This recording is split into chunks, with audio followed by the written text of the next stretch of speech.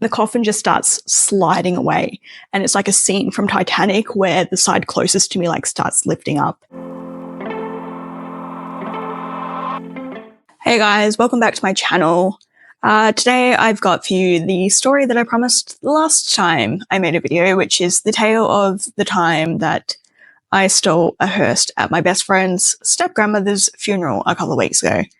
But before we jump into the meat of the story, I do need to address the elephant in the room, which is that I am currently not the most aesthetically pleasing individual that you've ever experienced on camera.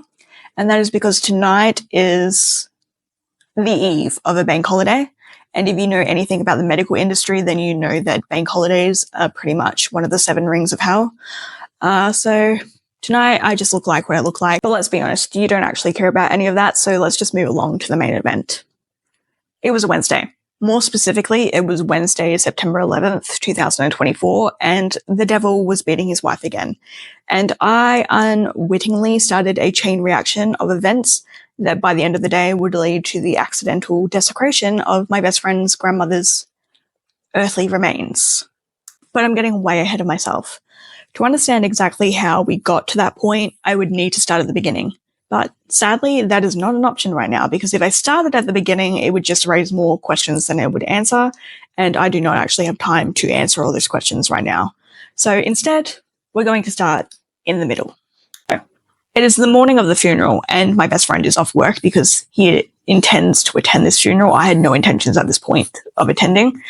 So I was at work, and that morning, myself, one of my co-workers, and one of the locals who just happened to be at the clinic at the time, we all got picked up by Interpol, and we got taken to have a conversation with DARPA.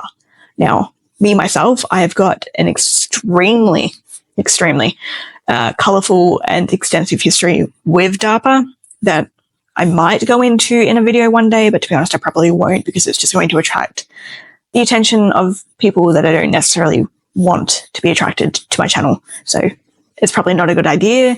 But all you really need to know is that at this point, we got picked up, went and had a conversation. My co-worker and the local, they got detained, and I was free to go. So they dropped me back off at the clinic. And at this point in time, it's about 12:15 in the afternoon, which was really lucky because Nate had actually taken my car that morning. So I had no form of transportation to get out of town. And when they had dropped me off, they had told me very specifically that I should consider maybe leaving town for a while, like getting out of Dodge. And I don't know about you, but I am not the sort of person who needs to be told that kind of thing twice. So as far as I was concerned, like, I was gone. I was leaving for a while and I was not coming back. Like, as soon as I could, I was leaving. So when they dropped me off, I saw that the local who'd been picked up with us, his old work ute was still parked out in the front of the clinic with the door still opened and the key still in the ignition, which should tell you something about how quickly we were scooped up and taken away. And just as I'm not someone who needs to be told something twice, I am also not someone who's about to reject a gift from the universe while it's staring me in the face. So I marched straight into the clinic and I packed up some things that I keep there anyway into a bag, and I stuck the closed for cleaning sign on the door. And at that point, I was ready to get out of Dodge. I was ready to go. I was ready to hit the road and not look back. I had everything I needed to leave at this point for really indefinitely if I had to. The only thing left for me to do really was I had to kick a possum out of the ute because, again, the door had been left open, but that was actually surprisingly easy to do. Like, I didn't even need to resort to using the sword bat. So it was a feat well won, in my opinion. So at this point, I'm in the ute, I'm ready to go. And the only thing stopping me is my conscience. Because if you've watched my last video, you know that I spent, at this point, the last almost entire 2 weeks almost in a catatonic state in Ashton's guest bedroom. And I knew that if I disappeared without a word, without leaving a note, with my phone turned off and Nate having my car, that he would assume the worst, like I'd gone into the outback and myself, and I did not want that on his conscience, and I did not want it on mine, so I had to stop by his house before I left town. It was the right thing to do. So instead of leaving, going towards the highway, I take a left and I go to Nate's house and pull up into his driveway and park the ute. And as I'm doing this, he opens the door and he is dressed beautifully, like so beautifully. He's wearing a black suit and he's got a tie on and cufflinks. Like, it wasn't anything fancy. It was, appropriately solemn for the occasion. except for the fact that he was holding a baseball bat, which to me was completely understandable and should really tell you something about the state of crime in our shitty little town, that even the mere action of a ratty old ute with a busted muffler pulling up into your driveway unannounced should warrant such a reaction. But he was there, and when I got out of the car and he saw that it was me, he, hesitated for a moment before lowering the baseball bat. Like, it was only for a moment, but it was enough to really, to me, confirm my suspicions that those last 2 weeks that I had been taken refuge in his guest bedroom had really broken something between us, and he was not about to hand out forgiveness for free. And of course, in turn, this makes me hesitate, and I'm like, well, I mean, I'm not like, out loud, but in my mind, I'm like, and as I'm internally panicking over here, A is looking me up. Ash, not A. Ash is looking me up and down, like, and then he goes, yes, in that very specific tone. And the only thing that I could think to say in response to that was, hi, which, yes, I know, very, very pathetic. And then after that, we just kind of stood on his doorstep for a good solid minute in complete silence until it finally, like, cottoned on in my mind that if I wanted the conversation to continue at this point, I was going to have to do it myself. And I just figured the best way to go about achieving this goal was to say something nice to Ash. So I told him that I thought he looked very dapper in his suit. And he's like, thanks. I'm on my way to a funeral right now, in case he forgot, which I had forgotten at that point in time. In my defense, it had been an incredibly hectic morning, and I think anyone reasonable would have forgotten about a funeral. But not that I said this to him, but he was very, very merciful in the next moment, because I didn't know what I was going to say to that. He was very merciful because at this point he's still looking up and down, but in a different sort of way, and he looks back up and meets my eye, and he's like, what the hell happened to you? And I said, well, someone pushed me into a bog. And he's like, where? And for some reason, I thought the most appropriate response to this question was, on my ass, which should really tell you something about the mental state that I was in this particular moment. And at this, Ash, he gets really serious again, and he goes, I swear to God, Casey, if you have just come to my house for the sole purpose of getting medical assistance again, I'm going to go full postal. And I'm like, no, please don't go postal. Like, I haven't come for medical assistance. I've come because I need to talk to you. Like, I need to tell you something that I should have told you a really long time ago. And I mean, I've been trying to tell you, but every time I try, like, things get messed up, but no more excuses. Like, you deserve to know the truth. So Ash, he finally puts the bat down. Thank God. He finally puts the bat down, and he looks me up again, and he goes, oh my God, this sounds so serious, in a tone that sounded anything but. But then we got interrupted again, except for this time it was not my fault. Not directly my fault. See, back when I was still in my catatonic state, like a few weeks ago, for some reason, Nate decided that the best way to, break me out of it and cheer me up was to get himself a puppy. Not me, himself. And that wouldn't be an issue, right? Except for Nate is essentially homeless. No, sorry. He's not homeless. He is a van lifer. So thank you very much, social media in general, for unleashing that upon the world. But yeah, for all intents and purposes, Nate lives between my house, my car, the school bus that he has that he has not adapted for human habitation in any way, shape, or form, and the storage closet at the clinic. So none of those are a suitable home for a little schnauzer puppy, so he just ended up dumping it on Ash. Anyway, the point is that the puppy, he comes bouncing over to the door with his little yaps at full volume, and I'm only human. Okay, I'm only human. So I had to scoop the little puppuccino up, and his little tail was going at full helicopter mode, and he's like licking my face. It was so cute. But in my defense, I did try to rein it in a little bit, and I, told him, now, Gaspard, me and Ashton, we're trying to have a deep and meaningful here. Right, there's a search and rescue helicopter going around overhead, so if you can hear that, that's what that is. But anyway, back to the story. That one teeny tiny sentence that I said to a literal puppy dog just triggered Ashton, like set him off. he scoffed at me and he went into a full-blown tangent, like a mega rant. He's like, oh, is that what this is? Is that a deep and meaningful? Sorry, I was under the impression that you were just waiting for me to turn my head so you could run away again. Isn't that how this usually works? Like, don't worry about me. You've put in a few seconds of Ashton time, so now you're free to go off and have another one of your super secret lone wolf adventures. Unless, of course, it's not a lone wolf adventure because you require a companion, in which case you will take Nate along with you as your go-to partner of crime of choice. Don't worry about me. Like, I will stay right down here at the bottom of your friends list where I so clearly belong.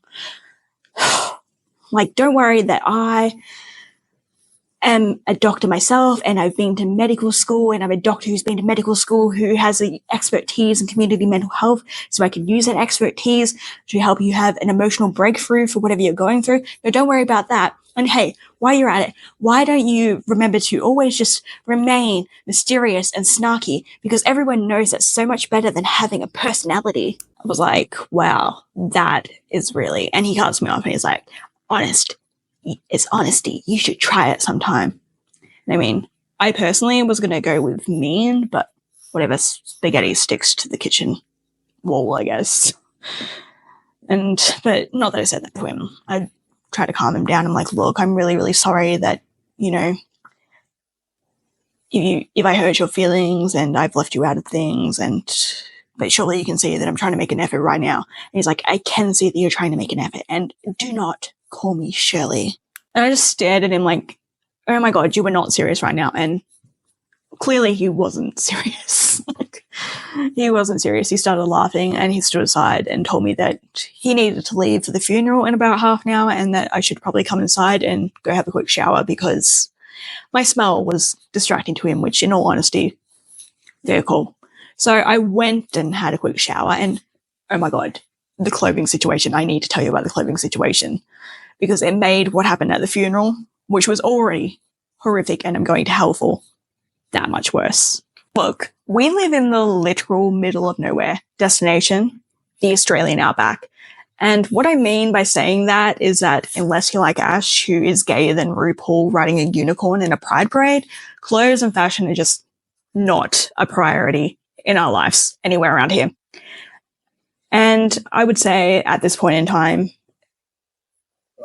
85, maybe even 95% of my wardrobe right now comes from either an op shop, Target Country, or I picked it out of the lost and found bin at the clinic. And all that is to say that it is a near statistical certainty that at any given moment in time, I am wearing clothes that once belonged to a dead woman, and I have absolutely no issue with that. But even so, wearing the clothes of a girl who got chopped up in 2 pieces with a chainsaw was a little bit unnerving. For context, before Ashton's former roommate, Layla's unfortunate passing, she got into a really bad habit of chucking her dirty washing in with his clothes when he was doing his own washing, which is how he ended up with a dress to give me to wear on this glorious occasion that we were about to embark on. Not that I was invited at this point, but we were still about to embark on it. And look, like I said, just fixing the camera up. Like I said, at this point, I was not invited to the funeral, so the clothes that he gave me to wear were not in any way, shape, or form funeral appropriate attire. Namely, that's to say that he gave me the viral strawberry dress from a few years ago. If you remember, you remember. If you don't, I might put a picture up here.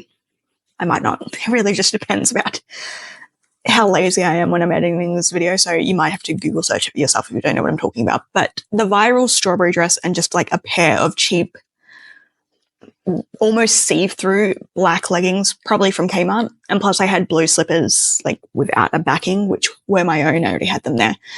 So that's what I was wearing, and I felt every bit as ridiculous as you're probably thinking that outfit sounds, because it really was that ridiculous. And when I left the bathroom, like Ash, he immediately started laughing, which I cannot blame him for, but he was also a lot more merciful than I would have been in that circumstance, because I would not have stopped nearly as quickly as he did. But he stopped and he's like, look, I really need to, get on the road and get going. So what was it that you were dying to tell me that just couldn't wait? And once again, I was just like, because I'm at this point, I'm back in panic mode. So I try to, string it along. I'm like, you know what? It's something I think can probably wait, like, to later. And he's like, are you serious right now? You're going to give me the verbal equivalent of a we need to talk text and then leave me in suspense the rest of the day? And, I try to explain to him, it's not really something you just blurt out. And he's like, what is it? I'm like, the thing that I'm trying to tell you. And he's like, look, he's looking at his watch. He's like, look, I really, really need to get on the road. It's a 40-minute drive to the church. Would that be enough time for you to, explain what you need to explain? And I was like, yeah, I guess it should be. It was not. There were a couple of major complications that kind of, prevented me from doing so. Firstly, Gaspard kept fighting for my attention. Like, the original plan that we had upon leaving the house was to just leave him there, like leave him locked in the house. But every time we tried to, close the front door, he would start screaming like a house alarm. So in the end, after I think about our third or fourth attempt, we decided that it was just easier to bring him along with us for the drive to the funeral. And secondly, and most importantly, I knew for a fact that Ash had a really bad habit of spontaneously losing consciousness whenever faced with the actuality of reality. And I didn't want to risk that while he was, driving 110 kilometers down the highway with, me in the passenger seat. So I didn't tell him the truth. Not that he didn't, try to get out of me, because he did. And for some reason, I will never know why, but when he, inquired about it, I thought that the best response to that was to tell him that it was about Trevor. And Ash is like, Trevor, you mean like the local meth head? I was like, yeah, Trevor, the local meth head, he's missing, presumed dead, and nobody knows about it. And Ash is like, well, clearly you know something about it. And I was like, no, I don't. I just learned about it this morning, and I thought that you would want to know. And he's like, okay, like, why would I want to know? I'm like, well, I just kept digging away. And I was like, I dug myself into such a big hole with this. And I said to him, well, I know that you and Trevor were really, really close, and I wanted you to hear it from a friend and, not just through the grapevine. And at this, like, I could almost, in real time, see the question mark forming over Ash's head. And at one point, he even, like, blinked in such quick succession that I legitimately thought that he was having a seizure behind the wheel. And he turns to me and he goes, just to clarify, we're talking about the guy who is banned from the clinic for trying to kill Nate, but he still keeps coming in almost every single day to sit in the waiting room smoking cigarettes and watching porn at full volume on his phone. That Trevor? And I was like, yeah, that Trevor. Like, I just thought you would want to know about it. And we drove in complete silence at this point for about 3 solid minutes until Ash just finally says, okay, well, thanks for telling me. Shortly after this, we finally arrive at the Catholic Church. And again, because I am not invited and Gaspard is clearly not invited to the funeral, Ash leaves us in the car with the engine running and the air conditioner going. So he goes inside to the funeral. Let me tell you, the car park was packed. Like, there was not a spare park to be found anywhere. We were really, really lucky to get the park that we got. It was like, wow, like, his grandmother, his step-grandmother, because she's his step-grandmother, not his natural grandmother. But wow, his stepmother's, like, she must be a really popular person. Like, good for her, but, not good for her, but good for her. But I'm sure like, when you're stuck waiting in a car, like, it gets really boring really, really quickly. And to make matters worse, I had a song stuck in my head that, for the life of me, I could not remember the name of. But fortunately, that is one problem that I knew how to fix. Because I'm sure that the easiest way and the best way to get a song that's stuck in your head shifted out of your head is to get another, better song stuck in your head to replace it. And luckily, at this point, I am in a car with technology that could do the heavy lifting for me in that regard. There's something along the lines of da-da-da, da-da-da, da-da-da-da-da-da-da-da-da, which sounds like, Spider-Man does whatever Spider-Man does, but it was not that song. It was not that. It was something like of a similar tone, but not that. And it was so, like, entrenched in my head at this point that I was legitimately getting a headache from it because I could not remember it. And it was just like spinning in my head over and over and over and over and over and over again. I tried to turn on the radio, which triggered the CD player to start, blaring an intensely loud Taylor Swift song at a higher volume than I would have ever expected Ash to be comfortable with, which in turn caused Gaspar to start howling at full volume. And it was a really bad situation. So I'm like leaning forward, trying to figure out how to turn the volume down. And once I achieved that, like I'm looking around to see if anyone had noticed, which of course they had. There was a couple of mourners on the steps of the church, and they're all glaring at me as they're like smoking their cigarettes. And, I try to be polite. I, look at them and I smile and I try to mouth the word sorry to them, but they weren't having it. So at that point, I just like kind of slunk back into my chair, like moved it back, laid it back, and, got back to work fiddling around with the radio because the song's still stuck in my head. So I'm fiddling around with the radio as best I can. Like I said earlier, we live in the literal middle of nowhere. So our, choices for radio stations is not that diverse. Like we're not spoiled for choice. I think while I'm going through the radio stations, I hear like a country music station and an angry man yelling about immigrants, a really, really sad Bible study session. And then I fucking hear it. In order to understand this, I'm going to have to back up a few years, like 2 or 3 years, 3 years, I think. Because if I don't give you context, this next part is going to make absolutely no sense. And it's a short amount of context, so I'm just going to do it. So 2 or 3 years ago, really, I think it was, like I said, I think it was more like 3 years ago. Anyway, Nate, when he gets bored, he likes to fiddle around with things. And one of the things that we have in the clinic is a CB radio, because again, we live in the middle of nowhere. You need contact with people for emergencies.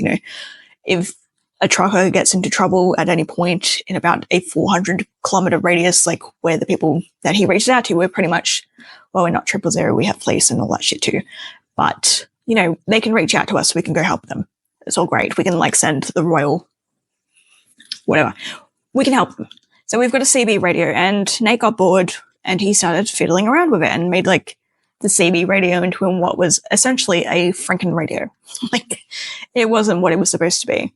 And as we were, just exploring this Franken radio that he created, we came across a frequency which was a man speaking in a very monotone but very thick Chinese accent, which in itself is not interesting.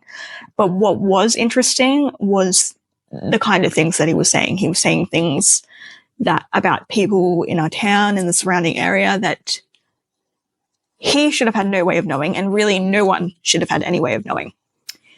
And, we tried to reach out to this man because, again, CB radio, it's a two-way radio. So we tried to reach out to this man a number of times, and he never even stopped what he was saying. It was almost as if it was like a recording, but it couldn't have been because it was almost like it was in real time. So he never acknowledged us, at least not in that way. So we kind of like gave up trying to interact with him, and the Franken radio, the man on the frequency on the Franken radio, he pretty much became known to us, rightly or wrongly, as the See No Sound, because we assumed it was just a recording of some type. But it was only, again, CB radio, it has very set frequencies that you can't really go outside of, and this was outside of that. So it should have never been on a just public broadcasting station. But that's what I was hearing in the car. Anyway, the point that I'm trying to make is that while I'm going through the radio stations, I find the See No Sound on a public broadcast, which should have been impossible as far as I knew, because the only reason that we even found it in the first place is that Nate had made the adjustments to the CB radio, which allowed us to access broadcasts outside frequencies, outside, the norm, what we're supposed to be listening to. So the fact that it was on a public radio was like really, really concerning. And I will tell you what it said, but I'm not going to do the accent for obvious reasons. So it says something along the lines of like, has found broadcast, the end is nigh. The Pentland stud will lose 3 horses tonight. The end is nigh. The Underbank massacre has been covered up. The bodies shall never be found. The end is nigh. A mimic waits outside the Catholic Church. The twins are completing their master's list. They collect black blood from the bodies. They will arrive at Catholic Church in 67 seconds. The end is nigh. Becky Jones is avatar of pain. Becky Jones is greatest and most purest form of evil. The end is nigh. This concludes broadcast. Good luck. And I was like, Oh, shit. Following this, there was about 7 seconds of silence before the radio just went to static. And I immediately pulled out my bag and started digging through it, looking for a pen and paper to write everything down so I wouldn't forget anything. And as I'm doing this, all of the pieces start clicking into place, and I'm like, holy shit, the twins are outside the Catholic Church right now, and Ash is in the Catholic Church, and I'm also outside the Catholic Church. I've got to come up with a plan. I've got to come up with an action plan. And luckily, Ash, he had a black hoodie in the backseat of his car. And I mean, it was no mourner's robe by any stretch of the imagination, but just to remind you once again, I was wearing the viral strawberry dress at this point. So at least it was black. But then again, Ash is 6'5" and I'm 4'11", so was it that much better? I don't know. So anyway, I immediately threw the hoodie on and got out of the car. But of course, the moment that I've closed the car door, Gaspard starts howling like he's being tortured. And all the smokers on the church steps, they're staring at me again, glaring at me again. And I wanted to explain to them, that Gaspard was fine, the air conditioner was on, and he was just being dramatic. But time was of the essence, and I hate talking to people at the best of times. So instead, it was just quicker to, open the door again, scoop him up, and shove him in the pocket of the hoodie. So that's what I did. And then I made the totally not conspicuous walk around to the service entrance of the church, because the church in our town also serves as the funeral home. So when bodies have finished being whatever they need to be done, they get moved there into their funerals. So there's a service entry around there. So I'm walking around there, trying not to look too suspicious. And just as I turn around, I see a white van pull up. And I'm like, holy shit, the Sino sound was absolutely right. The twins, they're coming, they're here. And I guess just a side note, I'm not going to explain the twins too much in this video. Just know that they are giant twits. And when I say giant, I do mean that in the most literal sense of the word. They're huge, but that's as far as I'm going to get into the twins right now. So me thinking that the twins are there, I immediately, backtrack back towards the front door. And thankfully, by the time I get there, the smokers had dispersed. They'd gone inside, I figure.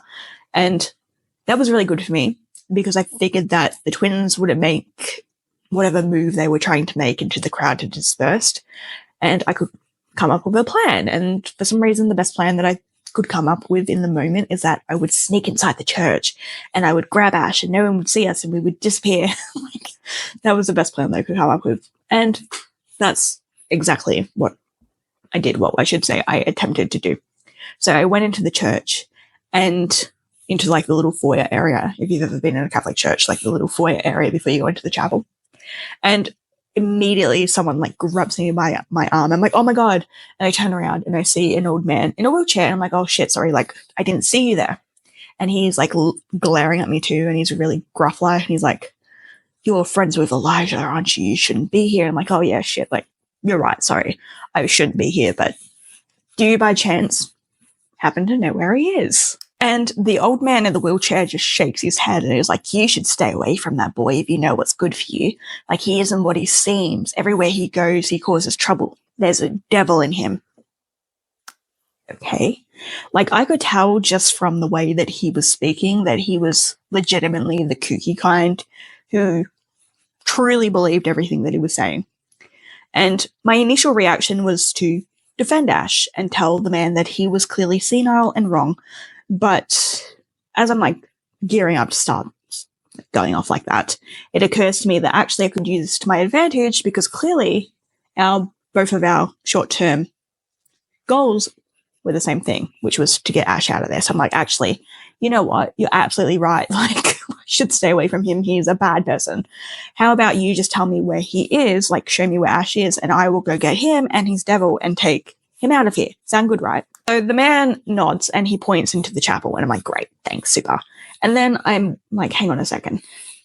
I'm about to leave and I'm like, hang on a second. And I reach into my pocket and I hand him Gaspard and put Gaspard on his lap. I'm like, would you mind watching him for a second while I go in there? Because, I don't want to make a scene and he hates loud music. Great, super, thanks a lot. And at that point, the plan seemed pretty simple. Just, go into the chapel and without attracting too much attention, find Ash, grab him, go back out, grab Gaspard, get into the car, and flee the scene. Simple, right? No. No.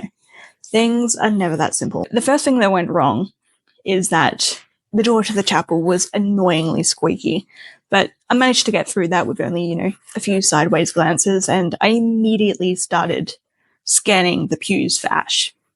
Do you think I could find him? No. No, of course I couldn't find him. And at this point, they're still in, the mass version of the funeral procession, like, Hail Mary, full of grace, the Lord is with thee, that kind of thing. So I start stalking up the aisle in my strawberry dress, and of course, this attracts a few sideways glances from people, but none of that really bothers me until I catch eyes, like make eye contact with the brother of the church who was like leaning against the wall. And he looked at me, and I looked at him, and he looked at me, and I looked at him. And I could tell immediately that he knew that I did not belong there.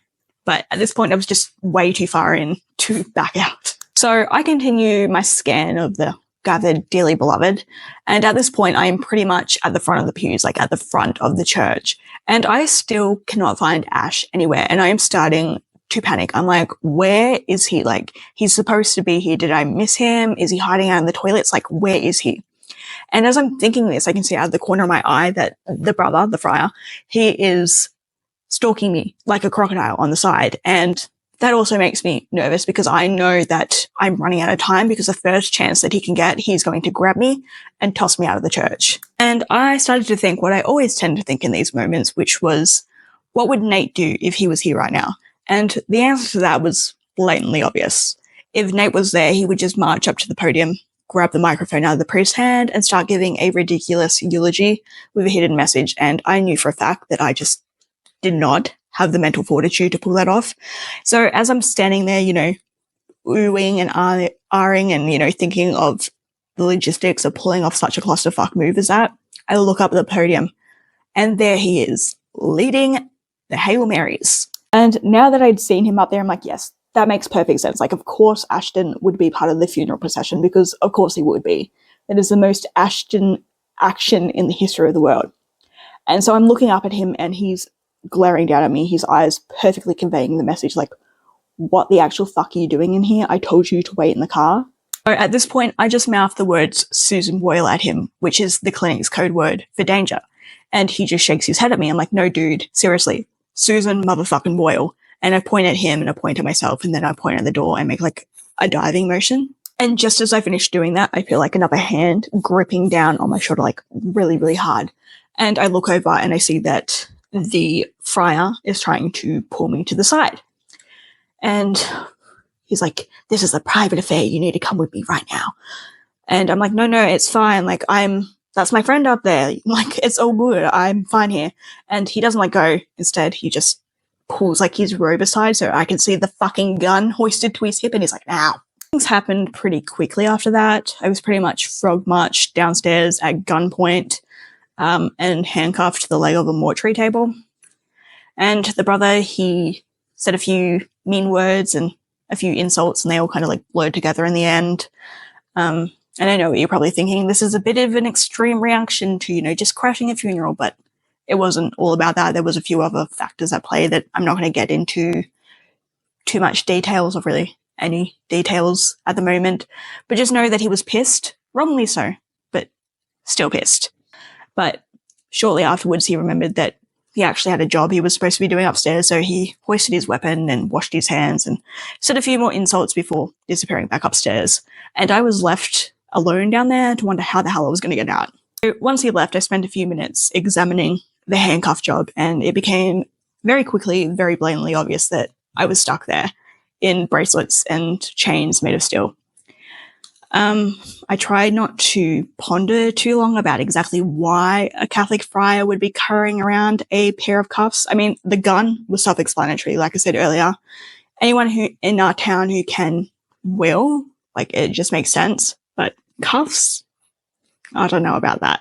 Like, as far as all I know, like, he could have been a children's magician on the weekend. Like, who am I to judge? Or a dominatrix? I don't know. But it was weird. I did have one thing going for me, and that is that in his rage, or maybe, In his godly faith, he did not notice that I had stuck my phone down my Hakuna Matatis. And so once he left, I managed to grab it with my teeth and dial Ashton's number. And I was fully expecting it to go straight through to voicemail.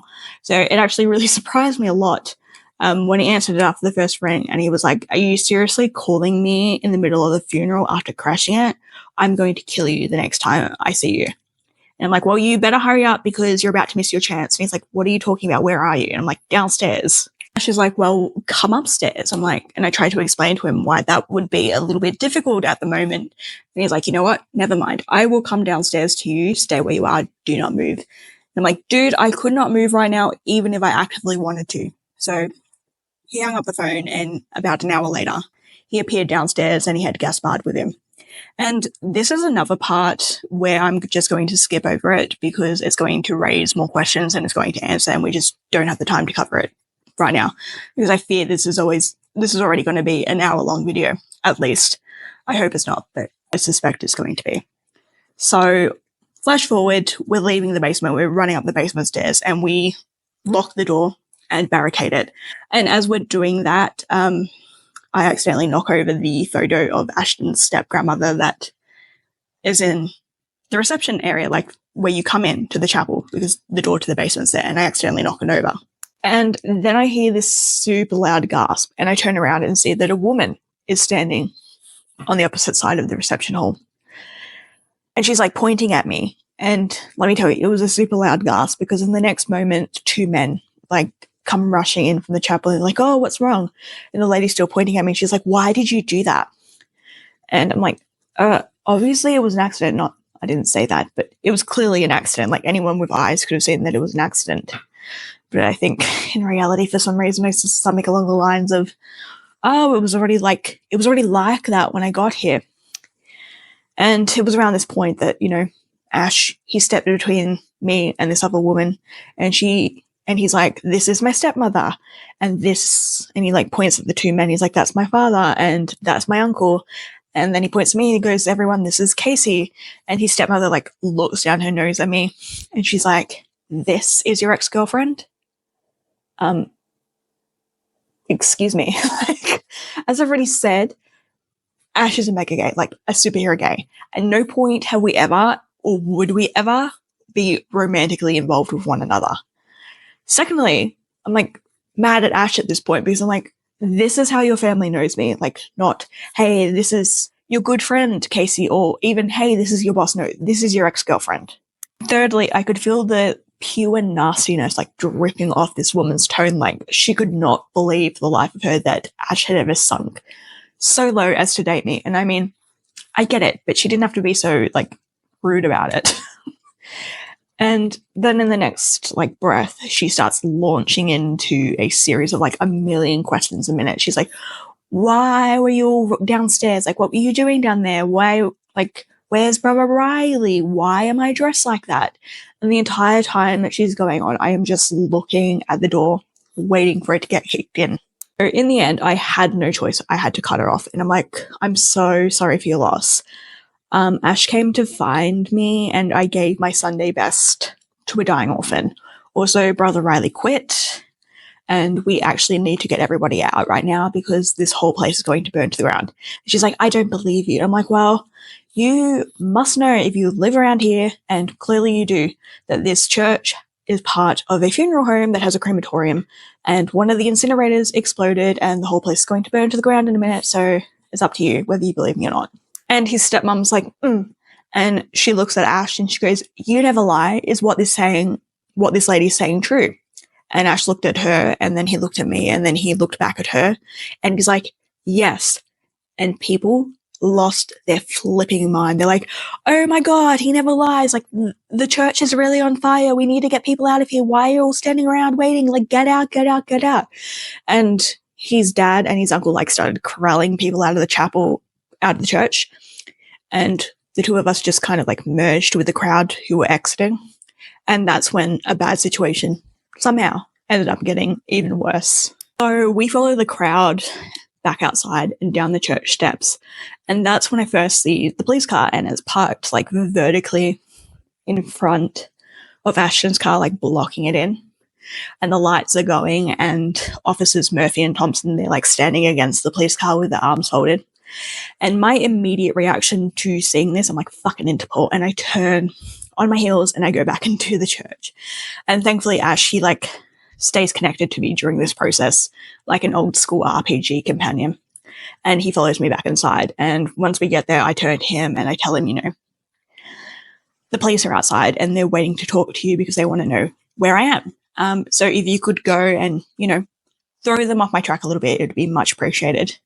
And Ash is like, no, I'm not going to do that. Do you know what you really need? And I'm like, boy, you are not just a pretty face. You're absolutely right. I need a hostage. And he's like, punches me in the shoulder. He's like, no, you need a companion. Now, follow me. I know where we can steal a car. And I'm not sure if I personally would categorize it as a car, but he was definitely right with the whole we can steal it thing. After all, who would ever think to lock up a hearse? Who would think of stealing a hearse? Like, no one in our town. So it was parked right next to the twins' van out the back. And once we got there, I immediately jumped into the driver's seat, which luckily the engine was already on and the AC was like running full blast.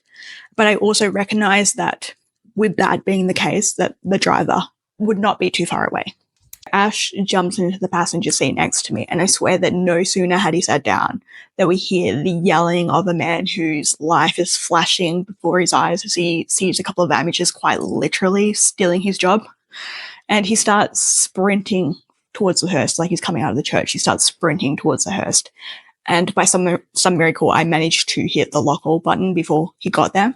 So he starts like banging on the window and starts like yelling several very loud and, to be honest, very reasonable arguments about how we needed to get out of the vehicle right this second. And obviously we couldn't do that. So I started yelling back to him, you know, like, don't worry, like everything's okay, like we're not going to hurt it, you can take the rest of the day off, we're going to take over from here, like no need to thank us. Against all odds, that actually seemed to work because he stopped banging on the window and he turned and he walked back into the church. And I was like, wow, that's super easy, but this next bit might not be. So I had to ask Ash if he knew how to drive a manual, which luckily he did because, bitch, I for one cannot. Ash and I, we ended up changing seats in the most convoluted and awkward way imaginable. In fact, we didn't even end up changing seats because as I'm trying to like maneuver behind him, I end up falling backwards into like the coffin well next to the coffin of his deceased step grandmother. And to make an already like bad situation even worse, the fall woke up Gaspard and he started like barking again and like wiggling around in the hood. At this point, I am in the back of the hearse, unbuckled, with a dead body in a coffin and a loose puppy dog running around. And so I stop and I'm trying to find Gaspard and get him back under control. And as I'm doing this, I glance out the back window to see if the coast is clear, which, unsurprisingly, it was not. I noticed that the hearse driver, he has come back outside of the church and he has stripped off his jacket and his tie and he is like marching towards the hearse with a really pissed off and determined look on his face and a tie iron gripped in his hand. And I'm like, oh, shit, like he's coming back. And Ash is like, oh my God, like what do we do? And as Ash is talking, I suddenly become very acutely aware of the fact that we are parked right next to the twins' van. And I'm like looking at him like it's very unlikely that they were able to park there and go inside the church without the driver of the hearse noticing them. Because like I said, they are huge mofos. They are literal giants. And the possibility of them sneaking in anywhere unnoticed is slim to none. And that was like a light going off in my head. I was like, yep. And I kept thinking. And then I remembered what the Soto sound said about a mimic waiting outside the church. I'm like, yep, that's it. That is the missing puzzle piece. And I turned to Ash and I started explaining all this to him.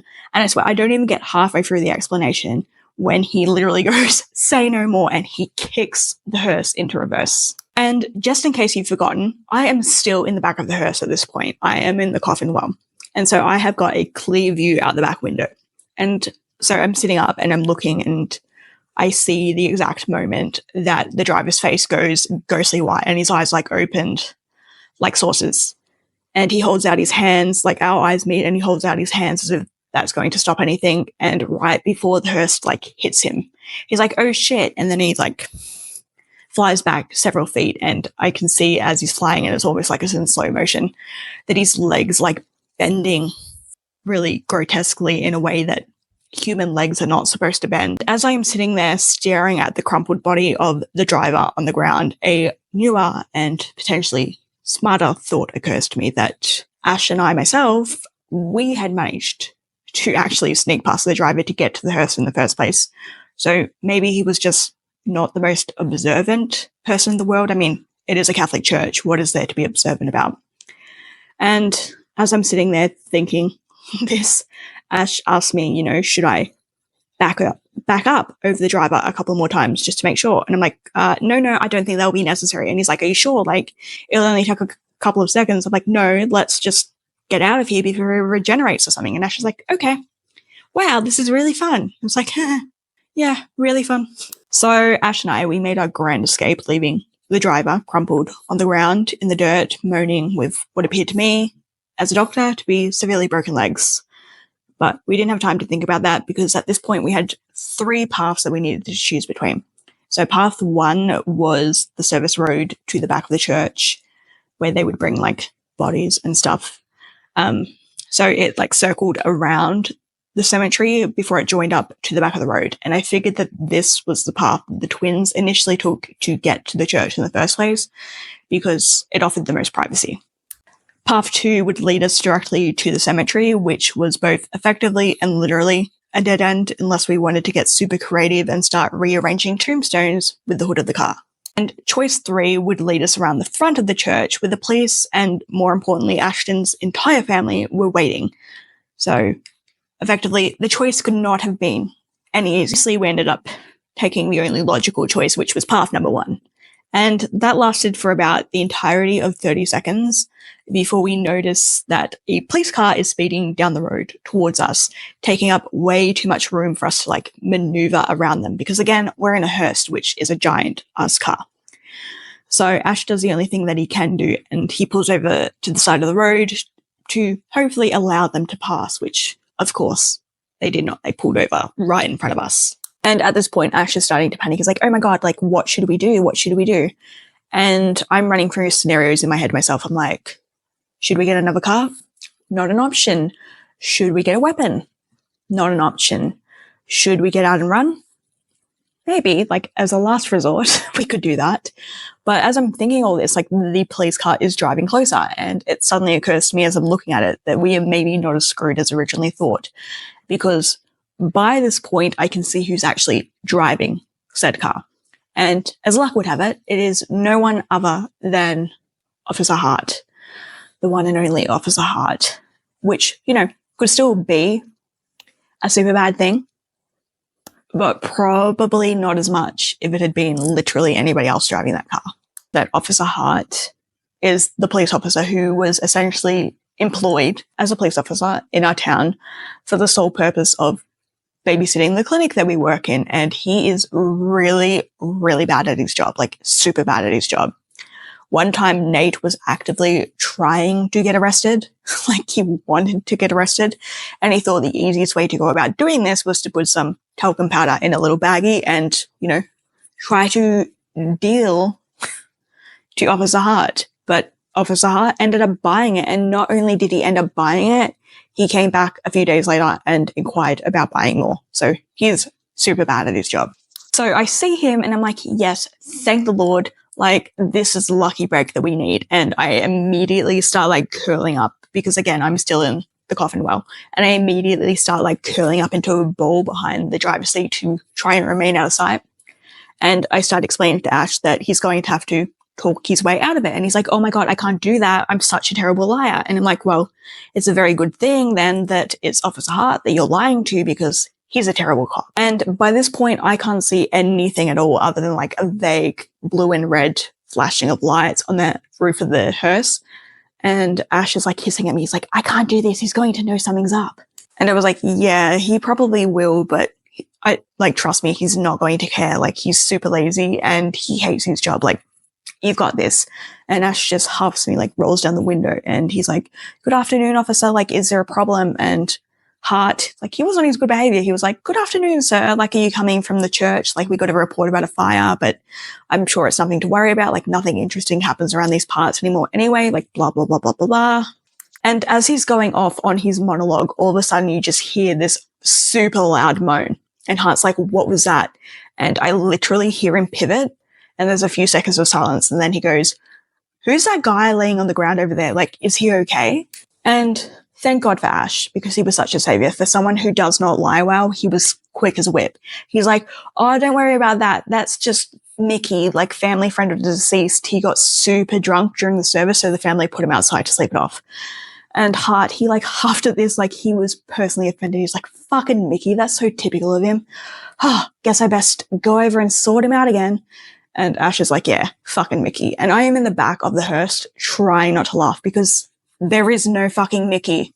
But then, for some reason, before he goes off, Hart, like, snaps back into police officer mode. And I hear him ask, like, hey, don't I know you from somewhere? And I just want to point out again that Hart's main job is to babysit the clinic where Ashton and I both work. And not only that, he's not my patient, so I've got to assume, as the only other doctor for miles and miles around, like hundreds of miles, that he's Ashton's patient. So yeah, like, do I know you from somewhere? But Ash, bless him, he was like, again, quick as a whip. He's like, no, I don't think so. Like, I'm not from around here. Hart is like, oh, so, like, do you commute into work? And again, we live in the literal middle of nowhere. And Ash is like, no, like, I don't commute into work. Like, I'm just working in here today because the usual driver called in sick. And Officer Hart starts to chuckle and he's like, cool, first day on the job, is it? And Ash is like, yep, first day on the job. And then finally, like, it clicks in Hart's head, or at least almost clicks. And he goes, hey, I think I know who you remind me of. You remind me of that young weird doctor who works at the shitty little hospital at the edge of our town. Like, have you been there? If not, I think you should stop in on your way home, because I'm not even joking, the two of you could be brothers. Like, it's almost spooky. And then he, like, whistles and he's like, wow, you don't see that every day. He does see that every day. But whatever, like, at this point, things are going as well as they possibly could. Maybe a little too well for the universe, because the next thing that I know, like, Gaspard comes trotting around the edge of the coffin, like the back of the coffin, and he's sniffing the carpet. And he does this all the way up until he reaches me. And then he, like, looks up at me and he smiles and he lifts his leg and peers on the coffin. And I did not dare say or do anything, like, nothing. But I'm like, I make a very hard face at him, and it must have been more effective than I realized, because the next thing that I know, Gaspard is no longer smiling and he lets out, like, a really high-pitched moan. And of course, Hart, he asks Ashton what that sound was, and damn Ashton. He was starting to lose it at this point. His lying skills were starting to fall apart. And for some reason, the best answer that he could think to come up with was, oh, that's just the body in the back. And, thank God that Hart is a certified idiot, because he goes, that body in the back made that sound. Like, is that normal? And Ash goes, oh yeah, bodies make all kind of sounds for days after they die. Like, I once transported this one guy and he sang all the way to his grave. Like, he was a really big guy. I think he was an opera instructor, and his body just kept releasing gases and they kept activating his oversized vocal cords. And, it's all very technical, but perfectly natural. And there was an extremely long silence that followed that. And for a moment there, I was completely convinced that Ash had just completely over-egged it. But then Hart goes, you're going the wrong way, right? Like, this way leads towards the tip. The cemetery's back that way. You're going to want to turn around. And Ash is like, well, actually, I heard that there was a shortcut up here. And Hart's like, no, there's not. Trust me. I come up here most days for a nap. Hey, isn't it such a good thing that we ran into each other, or else you would have gone lost on your very first day? So why don't you turn around right here and head back that way, and I will follow you, and just in case old Mickey becomes a problem again. And Ash is like, yeah, thanks. You're so helpful. So very, very helpful.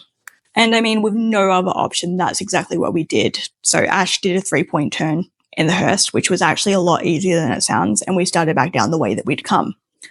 And as we're like heading back towards the church, I realized that we are going to have to thread this needle of opportunity extremely, extremely quickly, because it wasn't going to take Hart that much longer to figure out that the man on the ground was, not drunk. I mean, it wouldn't take as long as it would take another officer, but it still wouldn't take that long. And when he pieced two and two together, like, we needed to be far, far away from that church. At this point, we're down to 2 paths that we can take, and path number 2, if you remember, through the cemetery, made a quick getaway virtually impossible. So we were stuck with going with path number 3, which was to go around the front of the church. Now, I knew that it was unlikely that Murphy and Thompson would notice that it was Ash driving the hearse, but his family, in theory, were a completely different story. So we stopped before going to the final corner, and I took off the hoodie and gave it to him, and he put up the hood. And we found a pair of sunglasses in the glove box, and he put those on, and it wasn't great, but it was the best disguise that we could come up with the limited time and resources that we had. At this point, I have scooped up the puppy, and I am lying behind the front seats, still in the coffin well. And Ash is driving along as, non-conspicuously as he can, and he's giving me a running commentary because I still can't see anything. So he's giving me a running commentary while he's driving. He's like, yep, okay, like, we're going through the car park right now. The police aren't paying us any attention. Like, it's all good. Yep, we've just, like, cruised straight past them. No problem at all. The only person paying us any attention is my cousin. Like, he's pointing at us, but I don't think that's a big deal. And there is a second of silence. For a few seconds, actually. And then I just hear Ash go, fuck! Like, motherfucker! Why are you doing this? Like, stop it, you idiots! Like, stop doing it! And I'm like, oh my god, like, dude, what's happening? And he's like, I've just pulled out into the main road, and they all started following me. They're forming a funeral procession. I'm like, oh my god, like, calm down. It's not that big of a deal, as long as the police aren't following us. And Ash is, like, full on freaking out. He's like, no, it's not okay. It's not all right. Like, the invitation was very, very clear. Why can't they follow instructions? We were supposed to meet at the cemetery. There's not supposed to be a funeral procession. Like, it was very clear. And he's like, what should we do? Like, should I floor it? I'm going to floor it. Like, I can see the front car is my Uncle Samuel, and I've seen that man drive. I know I can outdrive him. And there is another long pause.